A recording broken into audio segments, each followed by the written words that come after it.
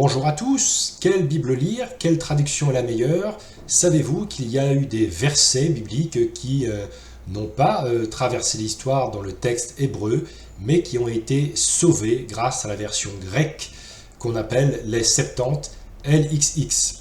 C'est très important de connaître cette version de la Bible, ça nous permet de retrouver des versets messianiques et d'autres versets précieux pour notre compréhension, pour l'approfondissement de notre connaissance de la parole de Dieu.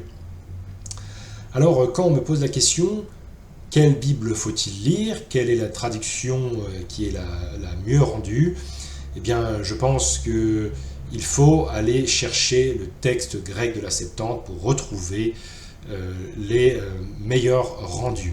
Alors, dans le texte hébreu, massorétique, que nous avons dans nos Bibles modernes, nos Bibles en français étant basées sur ce texte massorétique, on retrouve bien sûr substantiellement la parole de Dieu, mais il y a quelques versets messianiques manquants ou altérés, et d'autres versets qui ne sont pas aussi complets qu'ils le sont dans la version grecque, qui est une version qui date de 280 avant Jésus-Christ en ce qui concerne le Pentateuque. Et donc c'est une version du texte biblique qui est plus ancienne que le texte massorétique qui date de 900 à 1000 après Jésus-Christ, et qui est plus ancien également que les textes hébreux des manuscrits de la mer morte. Donc, à mon avis, la parole de Dieu a été préservée en parallèle et pas en série, c'est-à-dire que c'est plusieurs lignées de texte qui nous permettent de reconstruire le texte ultime, qui se rapproche le plus de ce qu'il y avait à l'origine sous la plume des auteurs inspirés. Et ce n'est pas une préservation en série, parce que s'il n'y avait qu'une seule lignée de texte, eh bien on ne pourrait pas la comparer. Même si cette lignée de texte aurait été préservée, on ne pourrait pas le prouver.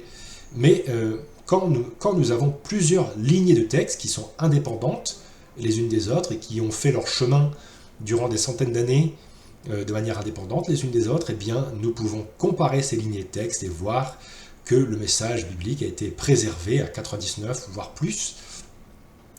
Et donc nous pouvons mettre notre confiance dans ces livres bibliques. Alors le texte grec des Septante a longtemps été mis de côté, c'est pourtant la première traduction de l'Ancien Testament, et il a été mis de côté parce qu'il est associé au catholicisme, à tort, parce que ce Pentateuque grec a existé avant Jésus, et donc il n'est pas spécialement associé au catholicisme. Certes, le catholicisme a ajouté ensuite les livres deutérocanoniques, et c'est pourquoi lorsqu'on trouve ces textes grecs avec ces livres deutérocanoniques, on a tendance à jeter le bébé avec l'eau du bain, à tort. Et pour dire un mot justement sur ces livres deutérocanoniques, ils sont vraiment intéressants d'un point de vue historique, et certains de ces livres pourraient même mettre le doute quant à leur inspiration, parce qu'il y a parfois des passages prophétiques ou quasiment prophétiques qui pourraient peut-être mériter notre attention. Alors, le texte grec a été mis de côté depuis l'époque du protestantisme, je pense à tort, et on a favorisé le texte hébreu qui ne semble pas forcément supérieur dans tous les livres. Et nous allons voir qu'on retrouve des versets messianiques et des versets de l'Ancien Testament qui sont vraiment surprenants et qui sont vraiment puissants pour édifier notre foi. Et donc c'est ça que moi j'appelle des versets perdus mais préservés. Et la parole de Dieu a été préservée, car nous avons diverses lignées de texte, et même si des versets ont été perdus accidentellement ou volontairement, parce qu'on peut penser que les versets messianiques qui ont été altérés ne l'ont pas été par hasard, ça c'est un sujet qui, s'il vous intéresse, je vous invite à lire certains articles que je vais vous mettre à l'écran. Et donc, restez avec moi pour découvrir des versets puissants que peut-être vous n'aviez jamais lus et qui sont parfaitement inspirés, et on peut le prouver parce que le Nouveau Testament, les auteurs du Nouveau Testament ont davantage cité les versets de la version grecque que les versets qu'on pourrait peut-être attribuer au texte hébreu massorétique. Donc cela qualifie à mon sens cette traduction grecque qui était acceptée majoritairement chez les Juifs à l'époque de Jésus et avant, et qui n'a été rejetée qu'après, peut-être des dizaines d'années, voire 100 ans après, parce que les chrétiens utilisaient ce texte grec pour faire des liens messianiques entre Jésus, entre les événements du ministère de Jésus et ce qui était écrit dans l'Ancien Testament. Altérer certains versets messianiques permettait, dans l'idée de certains détracteurs, de certaines critiques de l'époque, permettait de disqualifier Jésus de la prétention de Messie, mais cela n'a pas marché. De la même manière que Ponce Pilate avait demandé aux gardes qui gardaient la tombe de Jésus de la rendre aussi sûre qu'au possible. Si on lit le texte, il s'agit de sécuriser la tombe de Jésus avec tous les moyens disponibles. Eh bien, ils n'ont pas pu le faire. La tombe a quand même été retrouvée vide. Mais toutes les tentatives de corruption ou d'effacement de la parole de Dieu ont échoué, comme nous allons le voir, parce qu'il y a diverses lignées de textes et qu'il n'est pas possible d'éliminer donc ces versets bibliques importants. Alors, comme je le disais, la plupart des citations de l'Ancien Testament qu'on retrouve dans le Nouveau Testament suivent la Septante, le texte grec.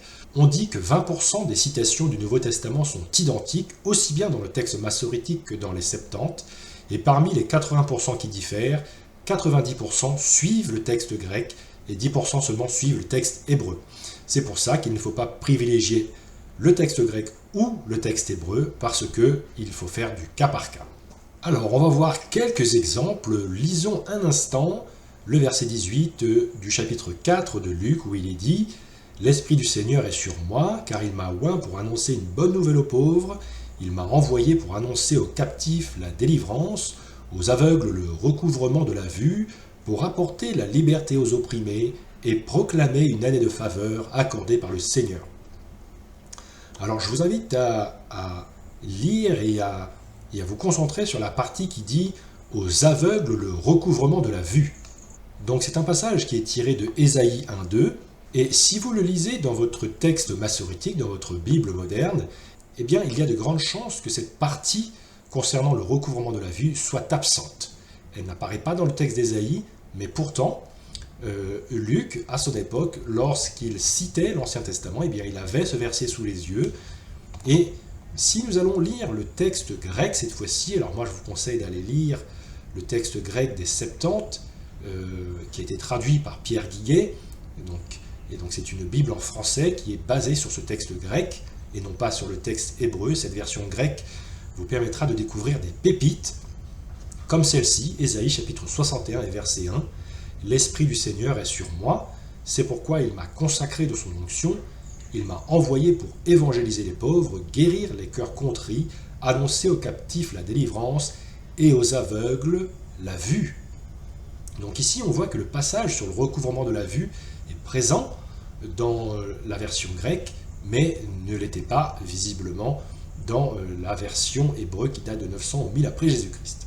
Lisons maintenant Hébreux chapitre 10 et verset 5, c'est pourquoi Christ, entrant dans le monde, dit « Tu n'as voulu ni sacrifice ni offrande, mais tu m'as formé un corps. » Ce passage se réfère au psaume chapitre 40 et verset 6, mais le texte massorétique se lit comme suit « Tu ne désires ni sacrifice ni offrande, tu m'as ouvert les oreilles. »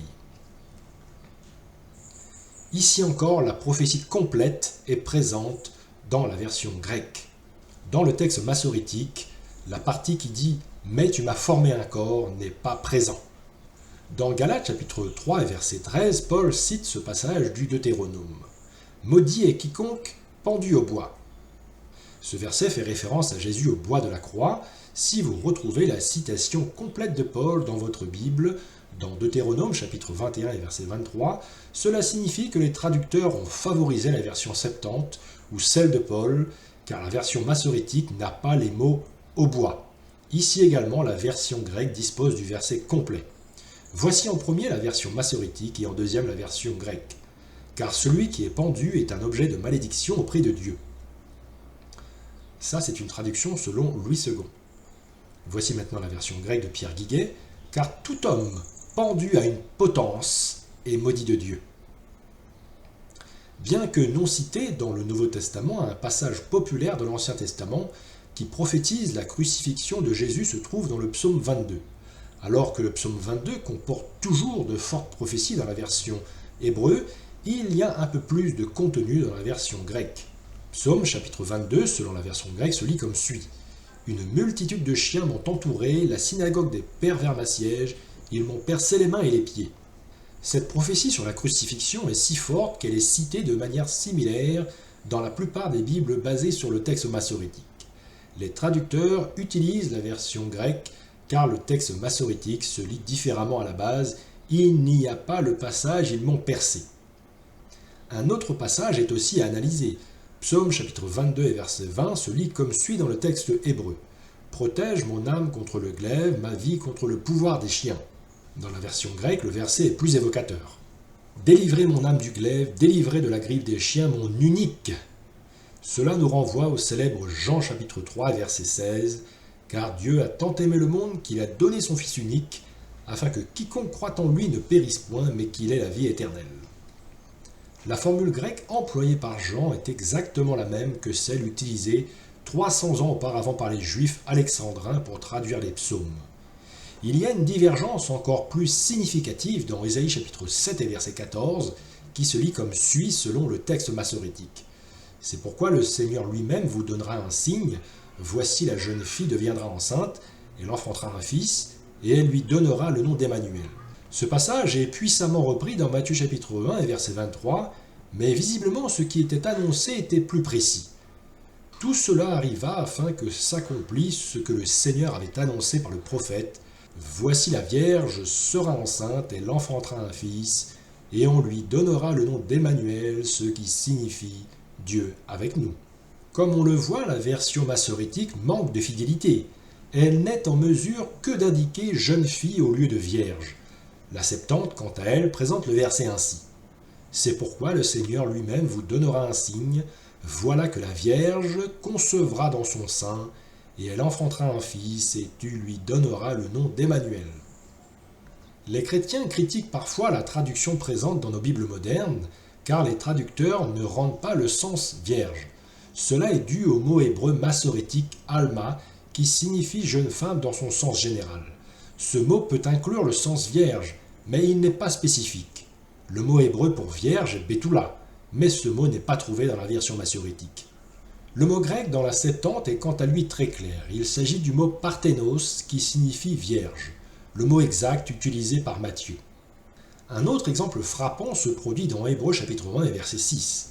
Et lorsqu'il introduit de nouveau dans le monde le premier-né, il dit que tous les anges de Dieu l'adorent. Ce passage fait référence à Deutéronome chapitre 2 et verset 43, mais on n'y trouve pas la citation dans la version massorétique que voici. Nation, chantez les louanges de son peuple, car l'Éternel venge le sang de ses serviteurs, il se venge de ses adversaires, et il fait l'expiation pour son pays, pour son peuple. La version grecque est encore fidèle sur ce verset. Réjouissez-vous, cieux, avec son peuple, que tous les anges de Dieu se prosternent devant lui. Réjouissez-vous, nations, avec son peuple, et que tous les fils de Dieu se fortifient en lui, parce que le sang de ses fils a été vengé. Donc comme vous voyez, il y a des versets qui sont vraiment mieux préservés dans la version grecque, et c'est pourquoi, si on veut vraiment se rapprocher du sens original, si on veut aller vraiment au bout de la démarche d'étude de la parole de Dieu, je pense que relire la version grecque est une très bonne chose. Ça ne veut pas dire que la version hébreu n'est pas bonne, mais je pense que les deux textes sont intéressants, et qu'en les recoupant, en prenant le meilleur de la version grecque et en prenant le meilleur de la version hébreu, on arrive à la parole de Dieu vraiment originale, la plus proche de ce qui était annoncé aux prophètes et aux apôtres par la suite. On va voir que c'est également important pour certains détails, notamment en ce qui concerne le sujet de l'origine. Donc vous allez comprendre quand on va lire un verset du Deutéronome chapitre 32. Donc si on lit le texte massorétique, chapitre 32 et verset 8, on lit dans le texte hébreu « Quand le Très-Haut donna un héritage aux nations, quand il sépara les enfants des hommes, il fixa les limites des peuples d'après le nombre des enfants d'Israël. » Alors si on va dans la version grecque, on a quelque chose d'un peu différent. « Quand le Très-Haut a dispersé les nations, quand il a disséminé les fils d'Adam, Il a fixé les limites des nations selon le nombre de ses anges. Alors on ne va pas forcément s'arrêter sur le fait qu'il est question du nombre de ses anges, parce que c'est vrai que dans le texte hébreu c'est un peu différent, mais surtout quand il s'agit de... Il a disséminé les fils d'Adam, et j'avais publié une vidéo récemment, un documentaire sur Adam et Ève, les patriarches et les 6 jours de la création, argumentant qu'il fallait garder une vue historique et littérale du livre de la Genèse, et de ne pas sombrer à la tentation du symbolisme ou de la poésie ou de la mythologie, parce que ce n'est pas fidèle au type littéraire de ce texte. C'est un texte historique, c'est reconnu par des docteurs en hébreu, c'était comme ça que c'était vu pendant toute l'histoire, par les juifs et par les chrétiens. Je ne pense pas qu'il faut, sous les coups de boutoir de la pression païenne ou de l'évolution, changer notre interprétation, même s'il y a des interprétations qui sont séduisantes, de par leur complexité, mais il faut garder un sens simple. Donc il y avait beaucoup d'arguments dans ce documentaire sur Adam et Ève, qu'il fallait conserver une vue historique et pas une vue légendaire ou poétique. Mais là, on voit encore qu'on peut ajouter un autre verset ici, et qui m'a surpris récemment quand je l'ai lu dans sa version grecque. Eh bien, il est question des fils d'Adam, et cela montre bien que Adam n'est pas une figure symbolique, car Moïse en parle dans le livre du Deutéronome comme une figure historique. Et donc, nous n'avons aucun intérêt à mythologiser Adam ou à faire de lui un être qui serait le produit de l'évolution de primate à homme. Il était créé de la poussière de la terre, il faut conserver cette vue-là. Et donc voilà, en conclusion, en lisant la version grecque, eh bien, vous retrouverez des versets assez impressionnants. Et il y a même certaines confusions, par exemple, qu'il peut y avoir dans le livre de Samuel, entre Saul et David, où à un moment donné, Saul ne reconnaît pas David, alors qu'il avait déjà rencontré quelques versets avant. Et dans la version grecque, eh bien, il n'y a pas cette confusion, le texte est bien déroulé et totalement cohérent. Et donc, vraiment, cette version grecque a été mise de côté à l'époque du protestantisme. Je pense que c'est une erreur, et on peut lire une citation d'un père de l'Église concernant cela. Regardons ce que disait Irénée de Lyon, qui a vécu au IIe siècle de notre ère. Parmi ceux qui prétendent maintenant exposer les Écritures, voici une jeune femme concevra et enfantera un fils, comme interprété par Théodotion l'Éphésien et Aquilas de Pont, tous deux prosélytes juifs, mais la Septante fut interprétée en grec par les Juifs eux-mêmes, bien avant la période de la venue de notre Seigneur. Les Juifs ont indiqué cette interprétation de ces mots, c'est-à-dire en traduisant par vierge. En effet, s'ils avaient eu connaissance de notre existence future, ils n'auraient eux-mêmes jamais hésité à brûler leurs propres écritures, c'est-à-dire des copies de la Septante. Lors de la Réforme, au XVIe siècle, les réformateurs se sont épris du texte massorétique, puisque celui-ci était en possession des Juifs et qu'il était en hébreu. En effet, il apparaissait sage d'en revenir à l'hébreu. Les réformateurs, hélas, n'ont pas reconnu la valeur de la Septante, alors même que les premiers chrétiens l'utilisaient massivement et que le Nouveau Testament s'accordait davantage avec la Septante qu'avec le texte massorétique. Ils n'ont pas pris en compte la plus grande ancienneté de la Septante et le fait notable qu'elle était acceptée par les Juifs avant Jésus. Ce sont donc les réformateurs qui ont entraîné la situation d'aujourd'hui avec le texte massorétique qui supplante le texte des Septantes. Il ne s'agit pas de dire que les Septantes ne comportent aucune erreur, mais elles se révèlent plus performantes que les textes massorétiques dans bien des cas, et il faut le prendre en compte. Donc voilà, on pourrait encore lire d'autres versets où il y a eu une perte dans le texte hébreu, comme Genèse chapitre 4, et verset 8, où il est dit « Cependant, Caïn adressa la parole à son frère Abel, mais comme ils étaient dans les champs, Caïn se jeta sur son frère et le tua. » Si on va dans le texte grec, eh bien on a une petite phrase supplémentaire qui dit « Et Caïn dit à Abel son frère, allons au champ. Et voilà que comme ils étaient au champ, Caïn se leva contre son frère et le tua. » Donc on voit ici que la partie « allons au champ » est manquante dans la partie du texte hébreu. Et pour dire un mot sur les manuscrits de la mer morte, bien qu'ils soient très similaires au texte hébreu massorétique que nous avons aujourd'hui dans nos Bibles, voici la conclusion qu'en fait le docteur archéologue Titus Kennedy. Ces rouleaux hébreux, dont certains datent d'environ 300 avant Jésus-Christ, sont extrêmement importants car ils contiennent des copies de la Bible hébraïque de 1100 ans ou plus vieux que le texte massorétique, et pourtant démontrent la tradition de copies précises et fiables de la Bible et la préservation des Écritures. Car ces rouleaux sont identiques à environ 95% dans la plupart des livres, avec les copies de textes massorétiques hébreux beaucoup plus tardives. Dans les quelques variations textuelles significatives, les manuscrits de la mer Morte correspondent souvent à la Septante plus qu'au texte massorétique, et certains passages du texte massorétique semblent avoir été intentionnellement modifiés pour correspondre aux idées et à la théologie du judaïsme médiéval.